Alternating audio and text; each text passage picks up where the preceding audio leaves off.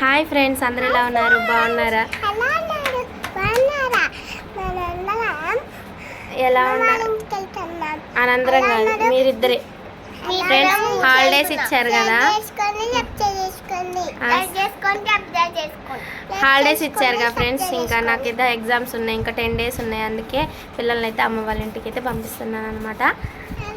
నాన్న వచ్చారు తీసుకొని వెళ్ళడానికి. ఇవ్వండి, అమ్మమ్మ వాళ్ళ ఇంటికి పోతున్న ఆనందంలో అయితే వీళ్ళైతే ఒక తిరుగుడు తిరుగుతున్నారు. తిరుగు మళ్ళీ మళ్ళీ పెట్టు సోను, మళ్ళీ పెట్టు. నువ్వు ఇవ్వద్దురా, నీ చెప్పులు వేసుకో, అక్కడ ఉన్నాయి. అయ్యొద్దు, అట్లా కొట్టుకొని పోతున్నాయి అట్లా.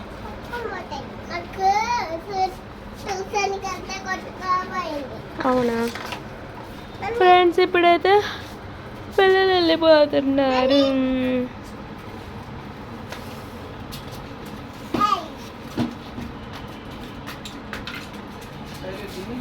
వీళ్ళ బాధ ఎట్టా.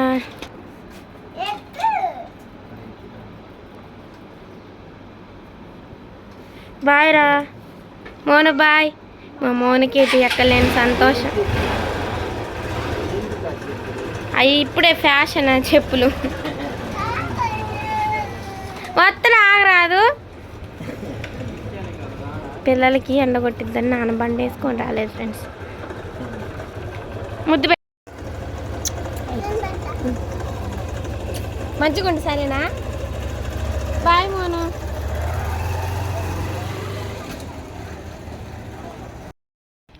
వెళ్ళిపోతున్నారు ఫ్రెండ్స్.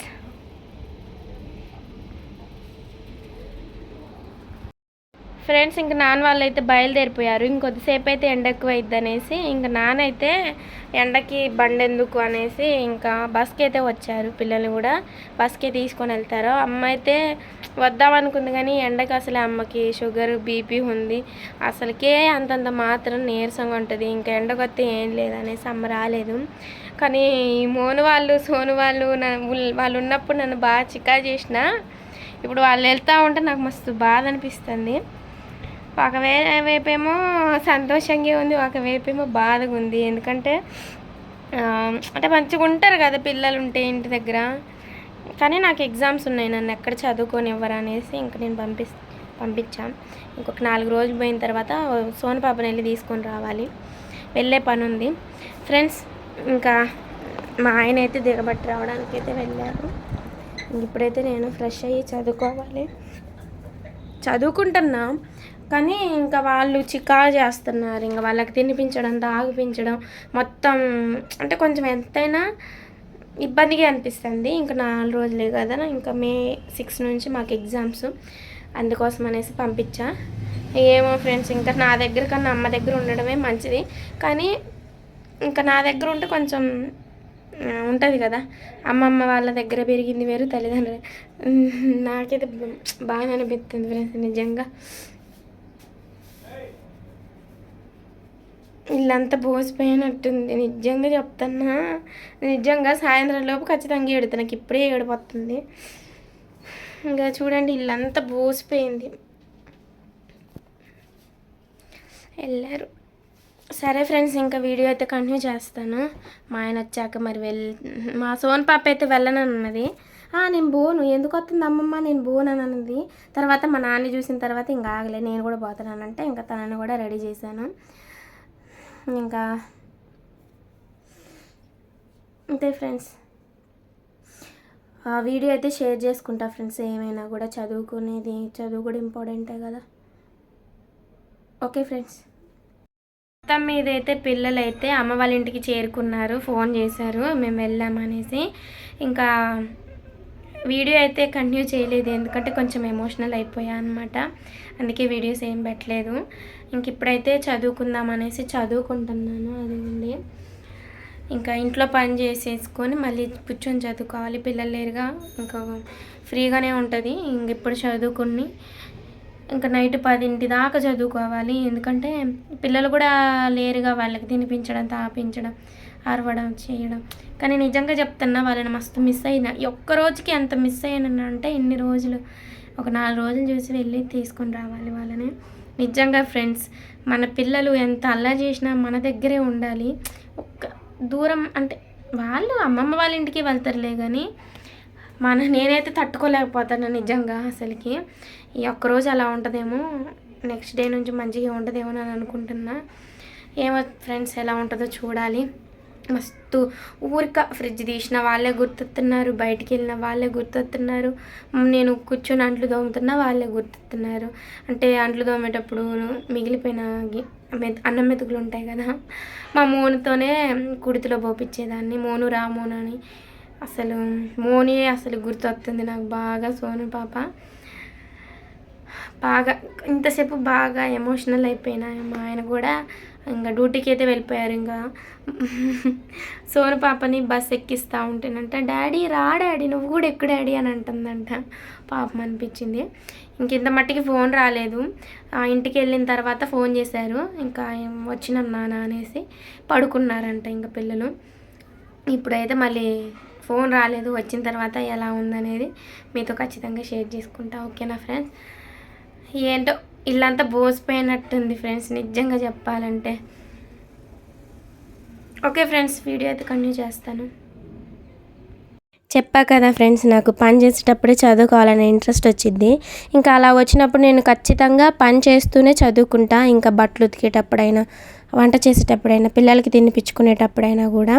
ఇంకా మళ్ళీ నాకు ఖాళీగా ఉన్నప్పుడేమో ఇంట్రెస్ట్ రాదు. ఏదైనా పనిలో ఉంటేనే ఖచ్చితంగా ఈవినింగ్ అయినా మార్నింగ్ పూట అయినా ఖచ్చితంగా పని చేసేటప్పుడే ఇంట్రెస్ట్ వచ్చింది. ఇంకా నేను కూడా వద్దులే ఇప్పుడు పని చేశాక చదువుకుందాం అని అనుకోను. ఖచ్చితంగా ఇంట్రెస్ట్ వచ్చిందా ఖచ్చితంగా చదవాల్సిందే అనేసి ఖచ్చితంగా చదువుకుంటా. ఇంకా నేను పెళ్ళి కాకముందు ఇంకా ఇంట్లో పని అసలు ఏం చేసేదాన్ని కాదనమాట. ఎప్పుడు చూసినా చదువుకుంటూ ఉండేదాన్ని. 24 గంటలు చదువుతూనే ఉండేదాన్ని అనమాట. ఒకవేళ చదివినవి ఉన్నాయి కూడా అంటే మళ్ళీ ఒక్కసారి మైండ్లో కూర్చొని ఆలోచిస్తూ ఉండేదాన్ని, రివిజన్ చేసుకునేదాన్ని. అలా ఉండేది. ఇంకా అదే అలవాటు ఇప్పుడు కూడా. పొద్దుటి పూటే చదువుకోవాలన్నట్టు. మళ్ళీ తెల్లారుజామున లేచి చదివితే అంత రాదు ఫ్రెండ్స్ నాకేంటో మరి.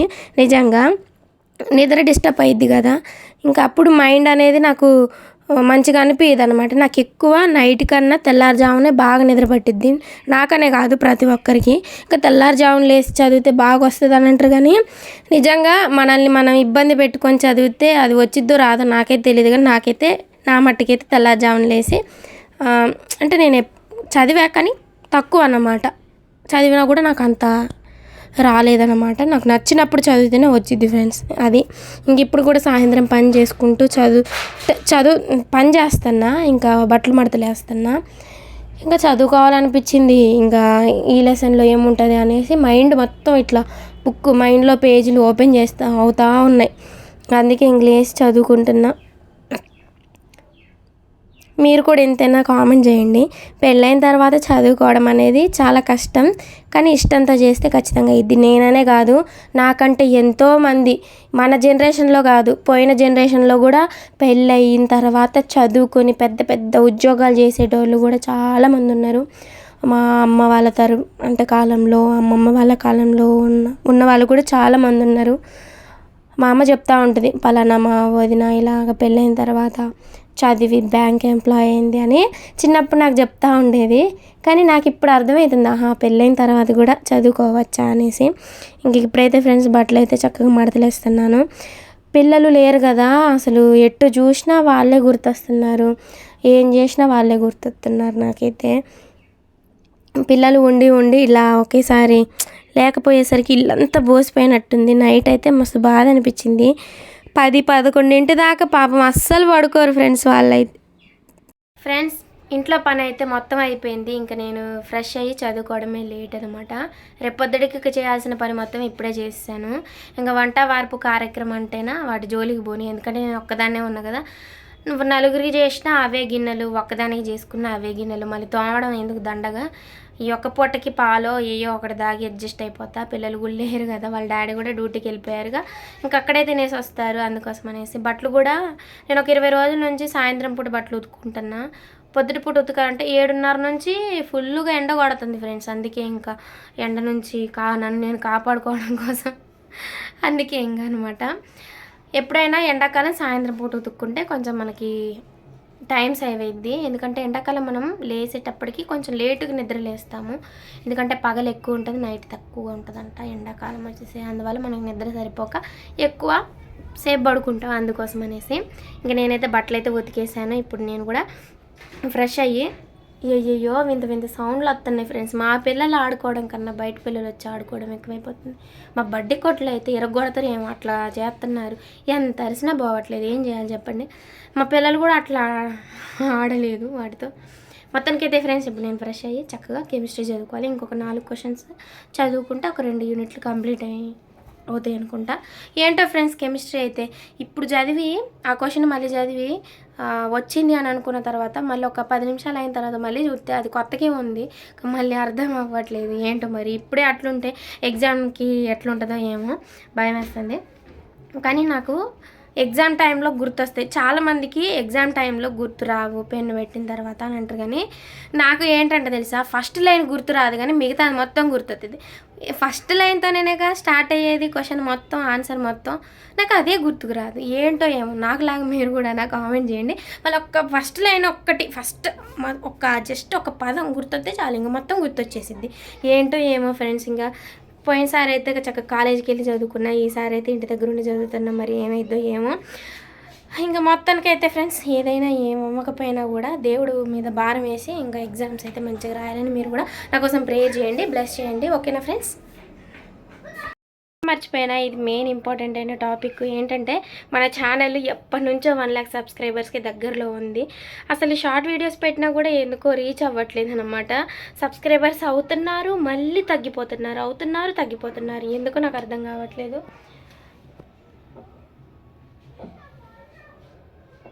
ఫ్రెండ్స్.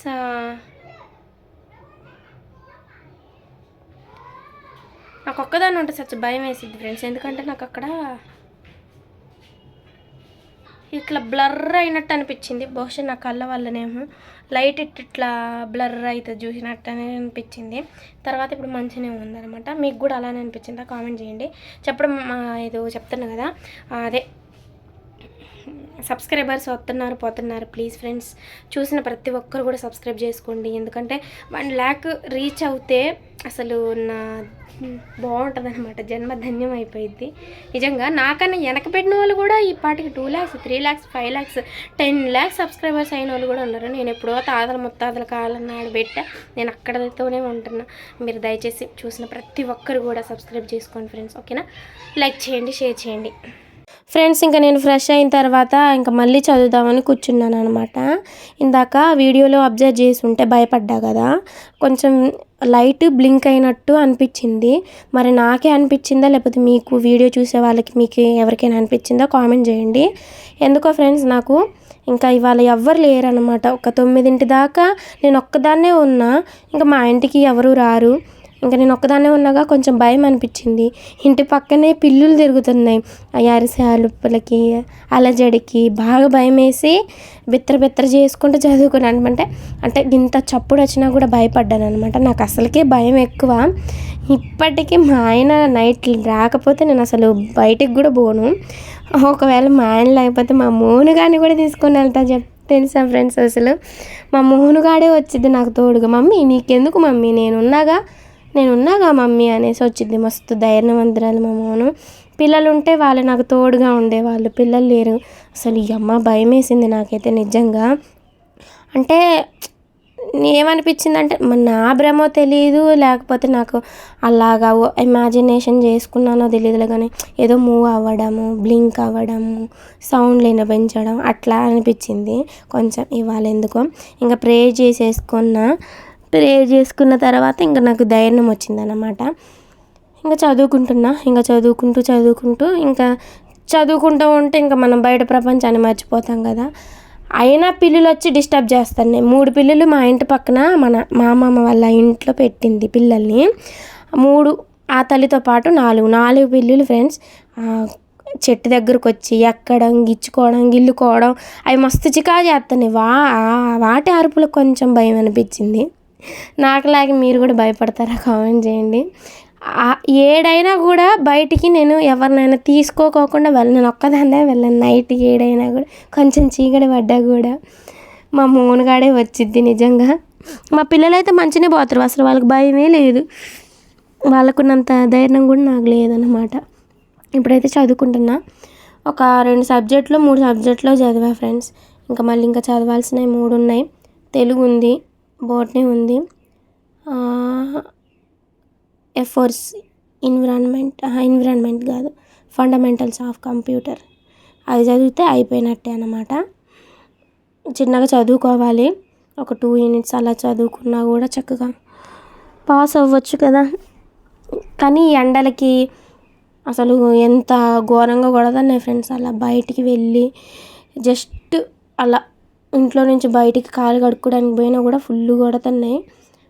ఈ ఎండకి పాపం అమ్మమ్మ వాళ్ళు తాతయ్య వాళ్ళు ఎలా ఉంటారో ఏమో, ఎండలకి భయపడి ప్రతి ఒక్కరు ఏసీ కొనుక్కుంటున్నారు. మాకేమో ఇల్లు కన్వీనియంట్గా లేదు, కొనుక్కుందామన్నా ఈఎంఐలో కొనుక్కోవచ్చు ఫ్రెండ్స్, అంత బడ్జెట్లో అంత ఏం లేదులే. కానీ మాకు ఇల్లు కన్వీనియంట్ లేదు కదా, కొంచెం ఇబ్బంది అవుతుంది అనేసి మేము తీసుకోవట్లేదు. మంచి ఇల్లు కొనుక్కున్న తర్వాత లేట్గా అయినా దేవుడు శ్రేష్టమైనది ఇస్తాడని మేమైతే అనుకున్నాం. ఈ ఎండాకాలం ఎట్లా ఒకట్లా అడ్జస్ట్ అయిపోతే నెక్స్ట్ ఎండాకాలానికి ఏదో ఒకటి అవుతుంది ఫ్రెండ్స్. నేను ఎప్పుడైనా కూడా చదివినవి ఖచ్చితంగా 3-4 సార్లు రాస్తా. అలా రాస్తేనే మనకి మంచిగా మైండ్లో గుర్తుండిపోయిద్ది. మీరు కూడా ట్రై చేయండి అలాగే. ఖచ్చితంగా నాకు టీచర్ వాళ్ళు 10th క్లాస్లో ఇంటర్లో ఉన్నప్పుడు బాగా చెప్పేదన్నమాట, మీరు చదివి వదిలిపెట్టొద్దు, చదివినవి 4-5 సార్లు రాయాలి, అలా రాస్తేనే కనీసం 2-3 సార్లు అయినా రాసుకోవాలి అనేసి బాగా చెప్పేవాళ్ళు అనమాట. ఖచ్చితంగా నేను ఇప్పుడు నాకు ఆ క్వశ్చన్ వచ్చిందనుకో, నేను ఖచ్చితంగా రాసిన తర్వాతే అది వచ్చిద్ది అని అనుకుంటే వేరే క్వశ్చన్కి వెళ్ళిపోతాను అనమాట. ఇప్పుడైతే నాకు ఎలా ఉందో తెలుసా, ఈ క్వశ్చన్ నేర్చుకున్న తర్వాత వేరే క్వశ్చన్కి వెళ్ళి చదివిన తర్వాత అసలు ఈ క్వశ్చన్ ఏంటని ఒక్కసారి వెనక్కి వచ్చి చూస్తే మళ్ళీ బ్లాంక్, ఏం గుర్తుండట్లేదు. ఫస్ట్ది ఒక పదం గుర్తుండట్లేదు, మిగతా మొత్తం గుర్తుంటుంది, అది వస్తే మళ్ళీ వచ్చినట్టే. ఇట్లా అవుతుంది ఫ్రెండ్స్. ఇంకా తప్పదు, ఇంకా ఖచ్చితంగా కష్టపడి ఏదో ఒకటేయో చదువుకోవాలి. ఇక్కడైతే నేనైతే రాసుకుంటున్నా.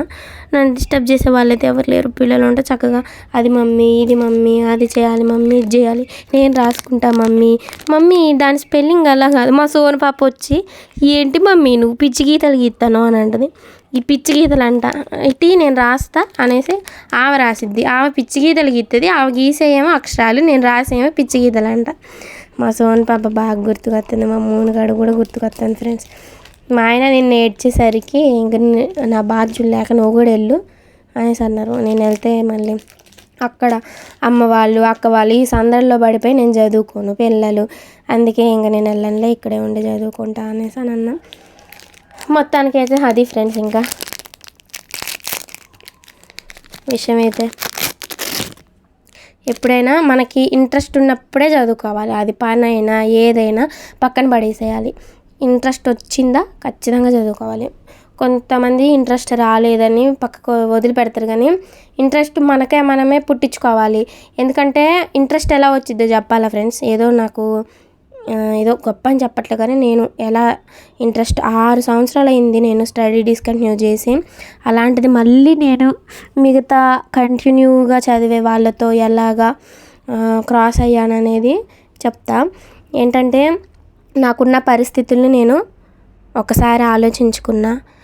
ఇలానే నాకున్న పరిస్థితులు కంటిన్యూ అయితే దాని పర్యవసానాలు ఎలా ఉంటాయో అనుకున్నా. నేను కొంచెం మారాలి అని అనుకున్నా. ఇవన్నీ పరిస్థితులు కారణం వల్ల చాలా మోటివేట్ అయ్యాను అనమాట. నన్ను నేనే చేసుకున్నాను, నన్ను ఎవరు చేయలేదు, నన్ను నేనే చేసుకొని ఏదో చదవడానికి అయితే ట్రై చేస్తున్నా. అసలుకైతే 6 సంవత్సరాలు అయితే ఫ్రెండ్స్ అసలు ఏది గుర్తుండదు అన్నమాట. కానీ ఇంకా దేవుడు కృప, ఆయన కనికరాలు, ఇంకా చదివేం కూడా కొంచెం గుర్తుండేటట్టు నిజంగా చెప్తున్నా ఫ్రెండ్స్. అంతమందిలో 5 వచ్చాయి, అందులో నాకు కూడా మంచి మార్క్స్ వచ్చాయంటే అసలు అది నా జ్ఞానము, నా తెలివైతే కాదు. అసలు నేను అంతా చదువుతలే, కానీ ఇన్ని గ్యాప్ వచ్చిన తర్వాత అది దేవుడి కృపే అని నేను అంటున్నా ఫ్రెండ్స్. మీరు కూడా చదువుని ఆపేయాలని అనుకుంటున్నారా? అస్సలు ఆపకండి ఫ్రెండ్స్. ఎందుకంటే ఇవాళ రేపట్లో మన చదువు మనకి చాలా యూజ్ అయిద్ది. ఇవాళ కాకపోయినా రేపన్నా యూజ్ అయ్యిద్ది. మనం ఓపికతో పేషెన్సీగా ఎదురు చూస్తూ ఉండాలి. నిజంగా ఖచ్చితంగా యూజ్ అయ్యిద్ది. ఈ సొసైటీలో కనీసం ఏం చదివారు మన పిల్లలు స్కూల్కి వెళ్ళినప్పుడు మీ అమ్మ ఏం చదివింది, మీ డాడీ ఏం చదివారంటే ఏం చదవలేదని చెప్పుకున్న వాళ్ళకి నామూషి కదా. అందుకే ఖచ్చితంగా మనం మినిమం డిగ్రీ అయినా చదవాలి. మనకి ఇంకా బడ్జెట్ ఎక్కువ ఉండి చదువుకుంటే చదువుకోవచ్చు, కానీ వాళ్ళ కోసమైనా చదవాలని నేను అనుకుంటున్నా. మీరేమంటున్నారో కామెంట్ చేయండి. ఓకేనా ఫ్రెండ్స్? చదువుతో పాటు మనకి అదే ఏమంటారు డిసిప్లిన్, అది కూడా ఇంపార్టెంటే. చదువు ఎంత ముఖ్యమో డిసిప్లిన్ కూడా అంతే ముఖ్యం. డిసిప్లిన్ లేని చదువు వేస్ట్. అదే చదువు లేని డిసిప్లిన్ వేస్ట్ కాదు, మంచిది అది కూడా. నాకు తెలిసిన మట్టుకైతే చెప్తున్నా, మీరేమన్నా అనుకోండి. ఓకేనా ఫ్రెండ్స్? వీడియో నచ్చితే లైక్ చేయడం, షేర్ చేయడం మాత్రం మర్చిపోవద్దు. Okay friends, bye, have a nice day.